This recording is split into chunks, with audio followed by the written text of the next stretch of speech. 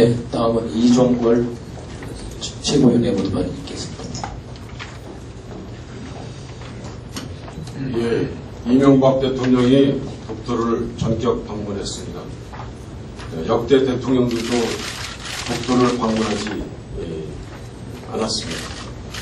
노무현 대통령도 독도를 방문하지는 못하셨습니다. 안 하셨습니다. 노무현 대통령이 독도를 우리 땅이라고 생각했기 때문은 우리 땅이 아니라고 생각했기 때문은 더더욱 아니었을 것입니다. 이명박 대통령은 자신이 취임한 때부터 친일이라는 소리를 들을 정도로 일본에 대해서는 아주 유화적이었습니다. 심지어는 최초로 한일 군사정보보호협정도 체결을 시도하고 있습니다. 급기야 한미일 군사 해상동맹, 해상훈련을 함께 하기도 했습니다. 그런데 이번에 광복절을 앞둔 시기, 그리고 런던 올림픽에서 한일 축구 대결을 앞둔 시기에 전격 독도를 방문했습니다. 명분과 실리를 다 잃었다는 평가입니다. 독도 방문을 하기 위한 준비와 기타 여러 가지 누적된 명분을 만들어서 한 것도 아니고 갑작스럽게 왔다 갔다 하는 방식, 또 깜짝 정치쇼를 하는 방식으로 이렇게 독도를 희화화시켜서는 더더욱 그래서 해서는 안 될 것이다. 독도는 일개 정치인, 한 정치인의 그냥 외교의 하나의 대상이고 또 정치의 대상이 아닌 엄중한 대한민국의 영토라는 점을 꼭 유념하셔야 될 것 같습니다. 독도와 관련된 내용은 박근혜 후보가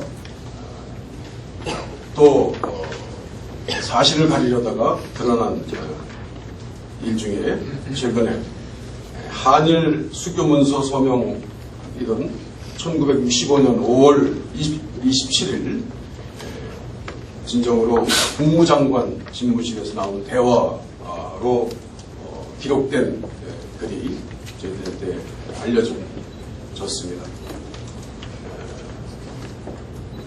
수교협상에서 비록 작은 것이지만 화나게 하는 문제 가운데 하나가 독도 문제라고 얘기했다는 것. 그리고 박 대통령은 그 문제를 해결하기 위해서 독도를 폭파시켜 없애버리고 싶다고 말했다는 것. 이것이 분명히 박정희 전 대통령의 분명한 말로 기록되어 있다는 것을 보여주고 있습니다.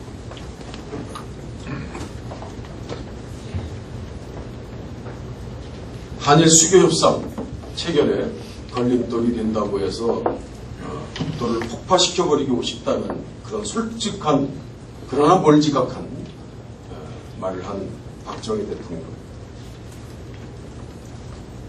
만주에서 독립군 투보를 위해서 만주군관학교를 가겠다고 일본 천황에게 손가락까지 잘라가면서 충성을 맹세하면서 만주군관학교를 입학하고, 그리고 독립군 토벌대 대장이 돼서 독립군 토벌에 앞장섰던 친일의 먼저 박정희 전 대통령의 모습은 지금도 계속되고 있다는 것. 부끄러운 독재자를 아직도 추앙하고 그와 관련된 것이라면 사실 왜곡조차 서슴지 않는 박 후보의 태도로서 지금까지 그 부끄러운 역사가 계속되고 있다는 것을 분명히 말씀드립니다. 이와 한편 우리 그동안 스포츠 외교의 후진성이 많이 지적됐습니다만 일본의 군국주의 길을 선수들이 유니폼에 새기고 나온 그런 모습도 그냥 지나치는 국제적인 분위기. 그것은 아마도 정치적인 예민한 사항이 있다면 특별히 문제가 되지 않는 한, 특별히 그것이 큰 문제로 비화되지 않는 한 오히려 문제를 삼지 않는 것이 정치적인 중립이다라고 하는 스포츠 외교의 그런 룰을 그대로 지키고 있는 그런 분위기에 비춰볼 때 이번에 박종호 선수에 대한 문제는 좀 저희들에게 걱정스러운 측면이 보이고 있다는 점. 그래서 이번 IOC 결정은 한일 관계의 특수성을 잘 살펴서 지금까지 해왔던 스포츠 외교의 관례나 룰을 깨지 않고 조사를 통해서 잘 결정될 수 있도록 기대하는 점, 이것들을 좀 바라보고 있습니다. 오늘 참 충격적인 뉴스에 접했습니다. 지난번 0.4% 성장이던 우리나라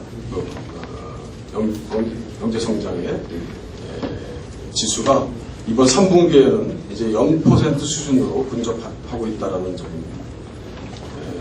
IMF 때 마이너스, 그리고 최근 2008년에 리먼 브러더스 파산 때 거의 0%에 접근했던 과거의 예와 급격히 다른 지속적, 구조적 마이너스 성장 시대의 국민 소득 성장은, 국민 경제 성장은 이제 골목에서 피부로 느끼던 우리 국민들이 도대체 IMF보다도 살기 어렵다, 최악이다, 이럴 수가 없다라고 하는 그런 못 살겠다라는 목소리가 이제 공식적인 지수로 나타나고 있다는 점.